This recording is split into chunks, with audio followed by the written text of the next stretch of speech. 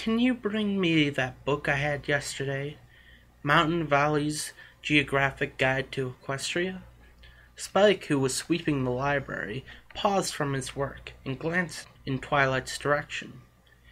Didn't you have it with you yesterday?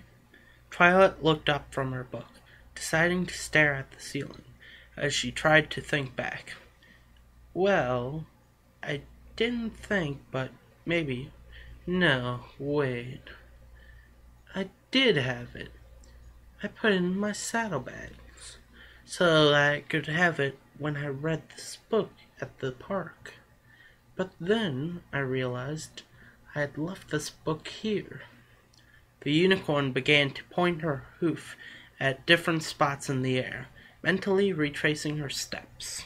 So I came back, but then Pinkie Pie grabbed me to help decorate for her party, and that took all afternoon. So the book was still in my saddlebags when I went to the party, and then I left the party to come back here, and then I got pony napped. Twilight quickly twisted her head round as her eyes darted about the library. The unicorn jumped to her hooves, galloping around the room in a panic while rummaging through her drawers and checking every nook and cranny she could find. Spike ended up being the one to stop Twilight's panic by jumping in front of her when she was trying to turn and gallop in another direction. Whoa, easy, Twilight. What's wrong? My saddlebags. Where are they? How should I know? The baby dragon asked with a shrug. Oh, no, Twilight rattled off, shaking her head from side to side. I had my saddlebags with me when I was pony napped, and that means that either those cult ponies took them, or I lost them somewhere along the way. No. I can replace the copy of Geographic Guide to Equestria, but I had books in that bag Princess Celestia loaned me from the Royal Library. I can't lose those books. No. Spike grabbed the sides of the panicking unicorn's head and brought her eyes to his. Twilight, breathe and think. Can't you just use your locator spell? Twilight paused for a moment, but then a smile of relief burst onto her face as she closed her eyes and focused, her horns starting to shimmer and blink. The locator spell was a charm Twilight put on her saddlebags after leaving them in the library one too many times.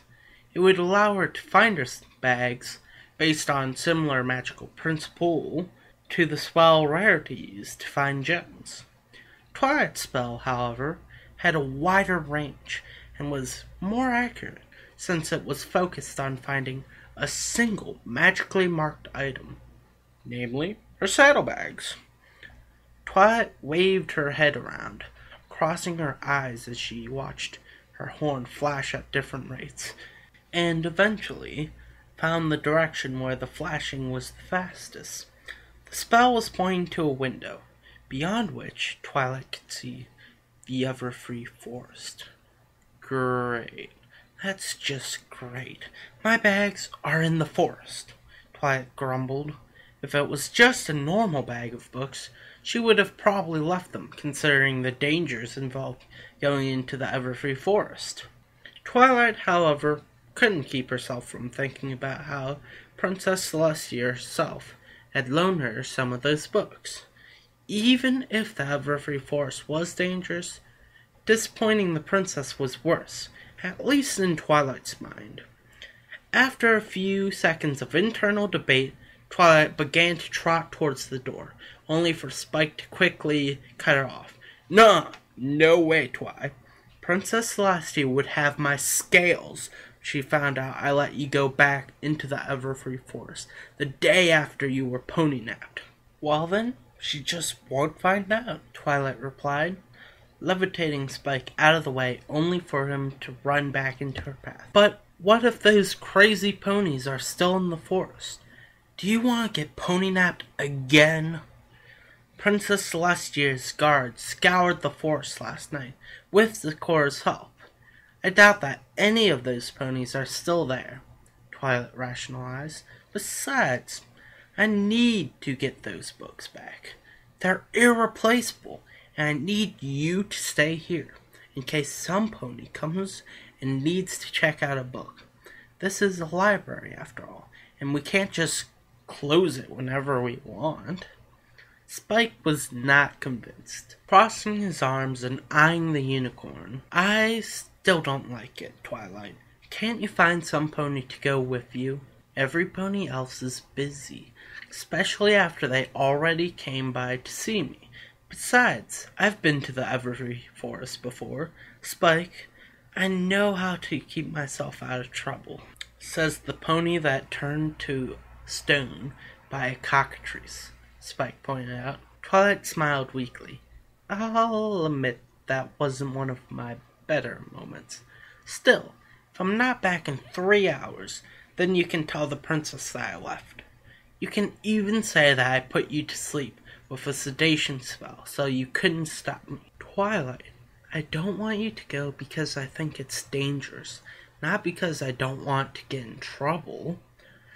Spike, I promise everything will be fine, the unicorn reassured as she walked around Spike and continued towards the door. Now, just keep doing your chores and I'll be back before you know it. She glanced at the clock.